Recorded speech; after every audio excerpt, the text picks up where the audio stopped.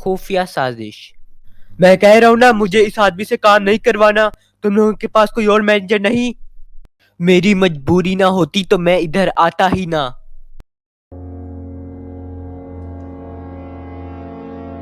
بیٹا آپ کو یہاں پر کوئی پرابلم تو نہیں؟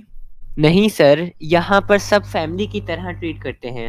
سر یہ آپ کی رہنمائی اور سپورٹ کی وجہ سے ہی ہے، آپ کا مجھ پہ بہت احسان۔ نہیں علی، آپ کی پرفارمنس بھی بہت اچھی ہے، میں آپ سے سیٹسفائیڈ ہوں۔ چلیں اس احسان کا بدلہ آپ مجھے میرے گھر آ کر دے دیں، میں چاہتا ہوں کہ آپ کل میرے گھر آ جائیں۔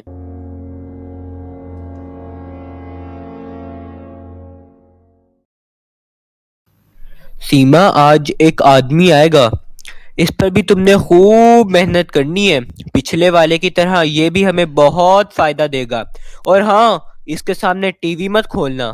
ٹھیک ہے ڈیڈی، میں سمجھ گئی، ویسے بھی میں اپنے کام میں خوب ماہر ہو چکی ہوں۔ تمہیں میں اپنی بیٹی سے ملواتا ہوں۔ سیما ادھر آؤ، یہ رہی میری بیٹی آ گئی۔ Hello, how are you? یا I am fine, what about you? یار سر کی بیٹی تو بہت خوبصورت ہے۔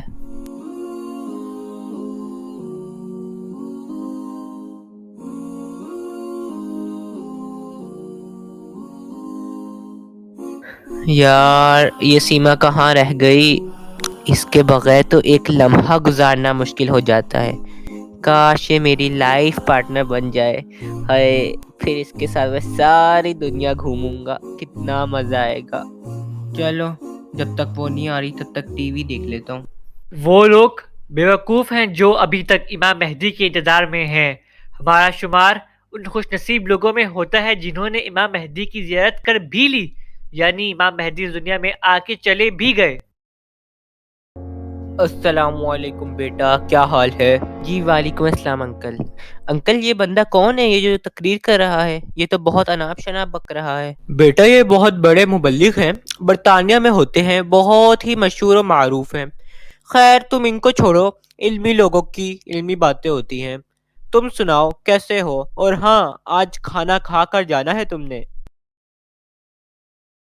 سیما میری اکلوتی بیٹی ہے، میں نے اسے ماں باپ دونوں کی جگہ پالا ہے، مجھے وہ بہت زیادہ عزیز ہے، مگر اب مجھے اس کی شادی کی فکر ہونے لگی ہے۔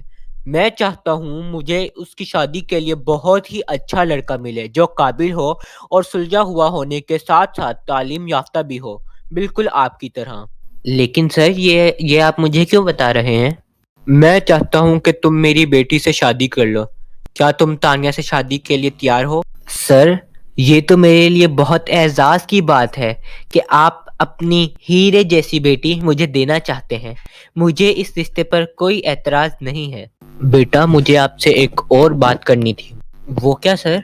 بیٹا تمہیں اندازہ تو ہو گیا ہوگا کہ ہماری فیملی کا سٹیٹس بہت ہائی ہے، اس لیے میں تمہیں باہر سیٹل کرنا چاہتا ہوں، کیونکہ جتنی تنخواہ تمہیں یہاں ملتی ہے اس سے کہیں زیادہ تمہیں باہر ملے گی، تمہارا مستقبل بہت روشن ہو جائے گا۔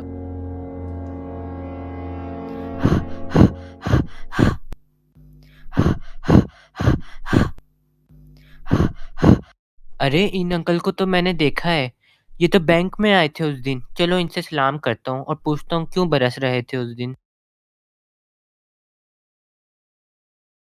السلام علیکم انکل۔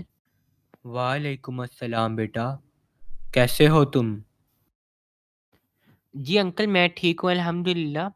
انکل وہ میں نے پوچھنا تھا کہ آپ کو یاد ہوگا آپ کچھ عرصہ پہلے ہمارے بینک آئے تھے اور آپ ہمارے مینیجر پہ بہت غصہ ہو رہے تھے، کیا آپ مجھے وجہ بتا پائیں گے کہ آپ غصہ کیوں ہو رہے تھے؟ نام بھی مت لینا اس منحوس آدمی کا میرے سامنے۔ کیوں انکل کیا ہوا، وجہ تو بتائیں، آپ کو اس سے اتنی نفرت کیوں ہے؟ کیا بتاؤں بیٹا، تمہاری طرح میرا بھی ایک قابل بیٹا تھا، پیٹ کاٹ کر اس کو پڑھایا، بینک میں ملازم ہو گیا، مگر اس آدمی نے اس کا ذہن خراب کر دیا، اپنی بیٹی کو استعمال کر کے میرے بیٹے کا عقیدہ خراب کر دیا کہ وہ غفلت میں اپنے نبی کی امت سے ہی کٹ گیا، ہمارے سمجھانے اور غصہ ہونے کی وجہ سے وہ باغی ہو گیا اور اس کافر شخص نے اسے ملک سے باہر بھیج دیا اور اب تک اس کا کوئی سراغ نہیں ملا۔ کیا؟ یہ کیا کہہ رہے ہیں آپ؟